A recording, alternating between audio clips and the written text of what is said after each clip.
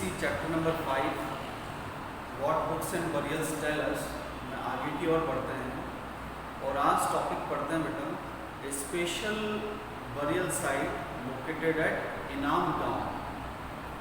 Special burial eight इनाम गांव। इनाम गांव बच्चों एक बरियल साइट है, यानी कि एक जगह का नाम है जो प्रेजेंटली महाराष्ट्र में लोकेटेड है। इसके लिए ये जो साइट है बच्चों, ये इस साइट को कहा जाता है पोस्ट हड़प्पन आर्कोलॉजिकल साइट। हमने वर्ड लिखा है यहाँ पर पोस्ट हड़प्पन। अब पोस्ट हड़प्पन का मतलब क्या है, यानी कि हड़प्पन सिविलाइजेशन के बाद में ये साइट यानी कि ये जगह डेवलप हुई। यहाँ पर हड़प्पन सिविलाइजेशन के बाद में लोगों ने रहना स्टार्ट किया।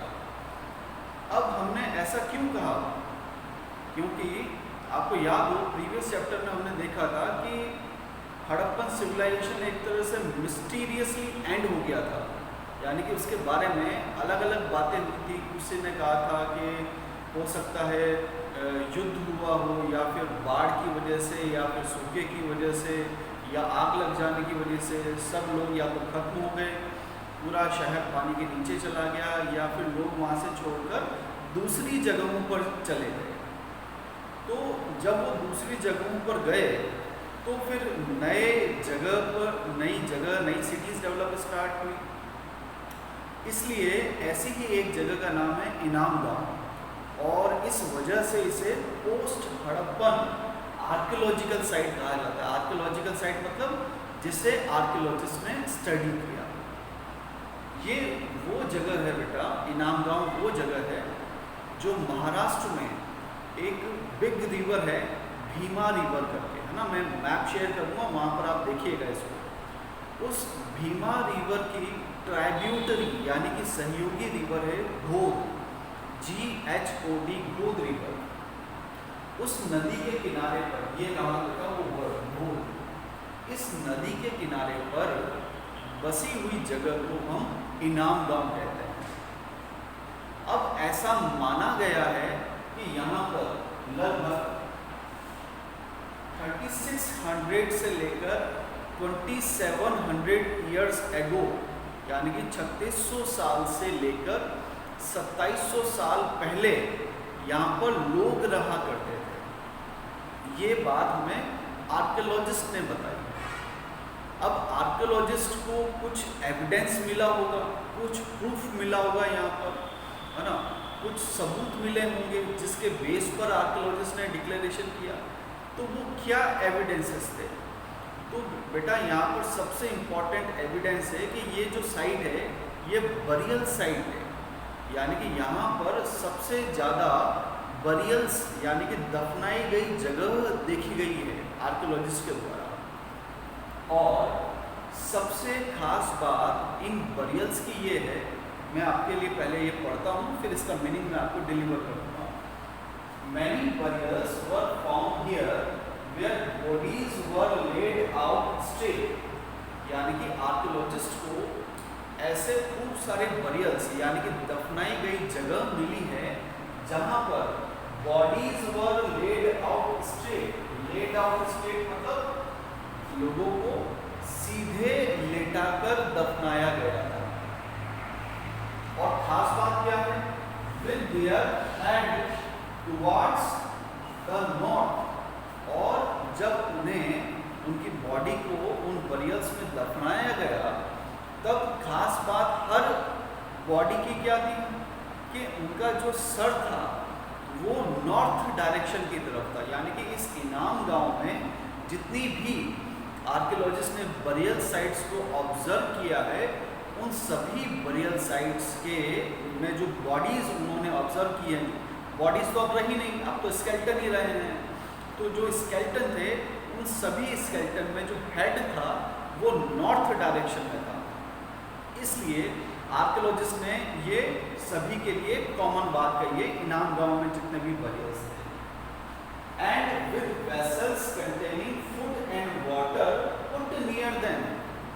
ये बात हम बेटा पहले भी डिस्कस कर चुके हैं कि the people at the Rigveda times paid huge respect to the people who died, यानी कि जो लोग मर जाते थे या जिनकी मृत्यु हो जाती थी उन्हें वो लोग खूब सम्मान दिया करते थे, है ना, उनकी मृत्यु के बाद उन्हें दफनाते वक्त। और ये बात कैसे पता लगती है कि जो आर्कियोलॉजिस्ट को बरियल्स मिले, जो स्केल्टन्स मिले, वो केवल ह्यूमन स्केल्टन ही नहीं थे, उनके साथ साथ उनके ज़रूरी चीज़ें, यानी कि जो खाने के बर्तन होते हैं, है ना, उसके अंदर खाना, अब खाना तो इतने हजारों वर्ष पहले रखा गया होगा तो वो तो नहीं है, लेकिन उनके कुछ दाने यानी कि कुछ फूड ग्रेन्स उन्हें मिले हैं, है ना, कुछ पानी के बर्तन उन्हें मिले हैं, जिससे ये कंक्लूजन निकालते हैं आर्कियोलॉजिस्ट कि they believe in A life after death, यानी कि वो मृत्यु के बाद के जीवन में भी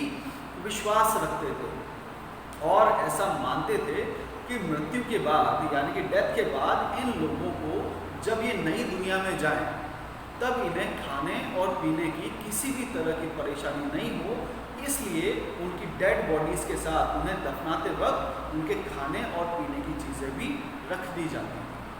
ये बात बेटा मैंने आपको पिरामिड वाले सेक्शन में भी सिखाई थी, पिछले वाले चैप्टर में, आपको याद हो तो, जहाँ पर किंग्स और क्वींस की डेड बॉडीज़ को ममीज़ के रूप में रखा जाता था, और इवन जो उनके सर्वेंट्स होते थे, जो उनके हॉर्सेस होते थे, जो उनके टूल्स, वेपन्स, ऑर्नामेंट्स, वो सभी रखे जाते थे, है ना। मेगालिथ्स में भी सिखाई है आपको ये बात, मेगालिथ्स के जो स्केलेटन्स थे वहाँ पर भी काफ़ी ज़्यादा ऑर्नामेंट्स भी मिले हैं डेड बॉडीज़ के साथ में, यानी कि जो ह्यूमन स्केलेटन्स मिले उसके साथ में।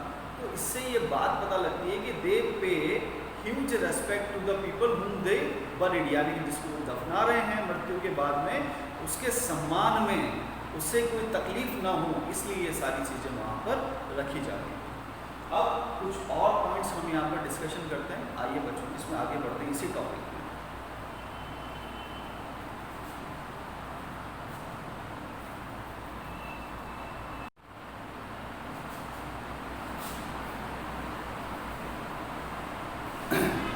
आइए बेटा उसी टॉपिक में थोड़ा और पढ़ते हैं, स्पेशल बरियल साइट एट इनाम गांव।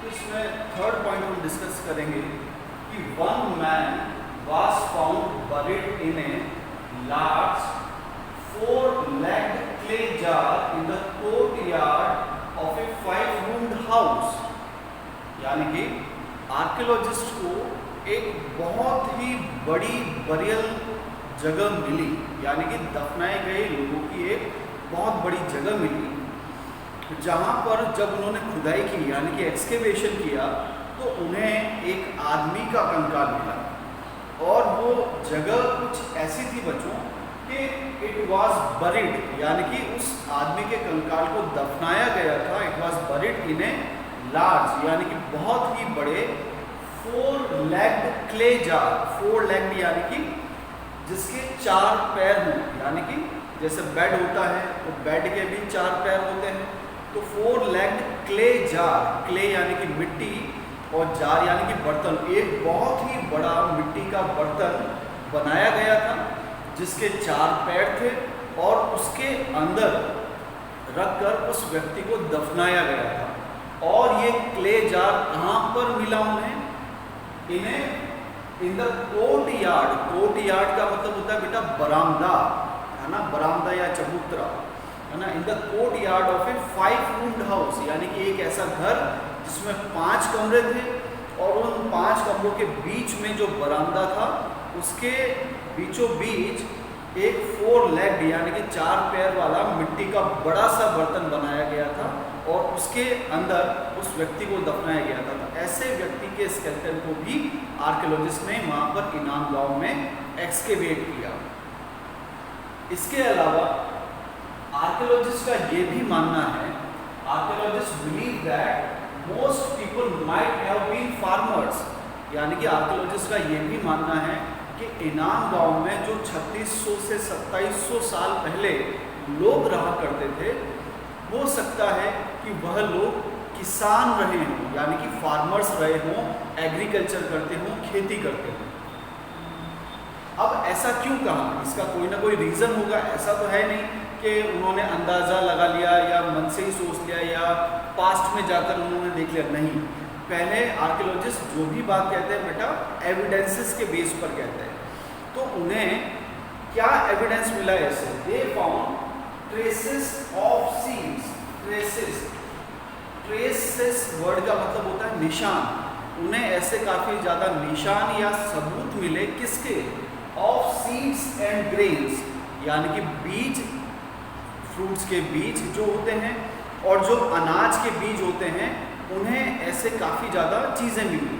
और इसके अलावा and remains of fruits were found, यानी कि जो फ्रूट्स के जो बचे हुए टुकड़े रहते हैं, कुछ गुठली वगैरह हो गई या कुछ बीज वगैरह हो गए, तो ऐसी चीज़ें भी आर्कियोलॉजिस्ट को उन बरियल साइट से स्केलेटन के साथ में मिली हैं, जिसके बेस पर आर्कियोलॉजिस्ट ये कह पाए हैं कि the people living in the Inamgaon might have been the farmers, यानी कि हो सकता है वो लोग किसान रहे हों या एग्रीकल्चर करते हों। अब ऐसे कौन से ग्रेन्स उन्हें मिले? तो उसके लिए हम कह सकते हैं कि वीट यानी कि गेहूँ, बार्ले, राइस यानी कि चावल, और जो फ्रूट्स थे उन फ्रूट्स में कॉमन फ्रूट्स हैं जैसे बेरीज यानी कि जो बेर वगैरह जो होते हैं, लीची वगैरह जो आती है ना, बेरीज, या आंवला, जो आंवला हम खाते हैं, है ना, आंवला हो गया, जामुन हो गया। तो ये डिफरेंट फ्रूट्स थे बेटा, जिनके भी बीज और ये जो ग्रेन्स मैंने आपको बताया, वीट, बार्ले, राइस, इनके कुछ कुछ दाने या कुछ ऐसे होने के सबूत मिले हैं आर्कियोलॉजिस्ट के, जिसके बेस पर उन्होंने कहा है कि दे माइट बी फार्मर्स।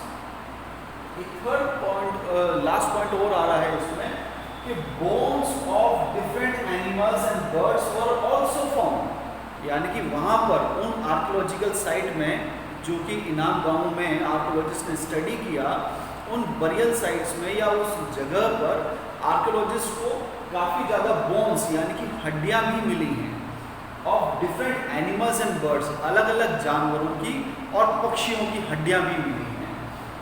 और वो वर ऑल्सो फाउंड, जिनमें से प्रमुख है, यानी कि वो कौन से जानवर और पक्षी हैं जिनकी बोन्स आर्कियोलॉजिस्ट को मिली हैं?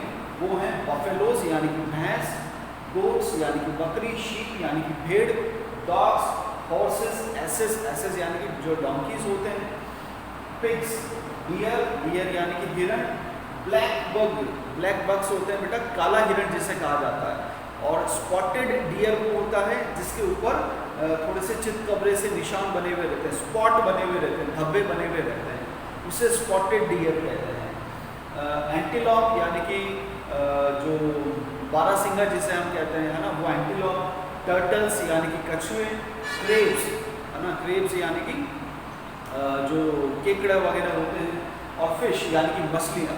तो इन सभी जानवरों की जो हड्डियाँ मिली हैं आर्कियोलॉजिस्ट को और जो बोन्स मिली हैं, उसके बेस पर इन्होंने ये भी कहा है कि हो सकता है कि इन सभी एनिमल्स और इन बर्ड्स को वो लोग यूज़ करते हों, हो सकता है एज ए कैटल यूज़ करते हों, हो सकता है वो लोग हंटिंग वगैरह भी करते हों और अपने साथ में रखते हों, और इन जानवरों का शिकार करके वो लोग खाते भी होंगे, है ना। तो हंटर गैदरर्स होने की बात भी यहाँ पर थोड़ी बहुत सामने आई है। ऐसा तो नहीं कहा है उन्होंने कि वो लोग हंटर गैदरर्स थे, बस इतना सा कहा है कि ये जो जगह थी इनाम गांव, यहाँ पर इन एनिमल्स और बर्ड्स की, इन्हें ये डिफरेंट एनिमल्स और बर्ड्स की इन्हें बोन्स मिली है, तो दे माइट कंज्यूम देम, यानी कि हो सकता है वो इनके मीट का इस्तेमाल अपने खाने के लिए करते होंगे। तो बच्चों ये टॉपिक था ए स्पेशल बरियल एट इनाम गांव। I hope you all have understood this. Thank you so much बच्चों।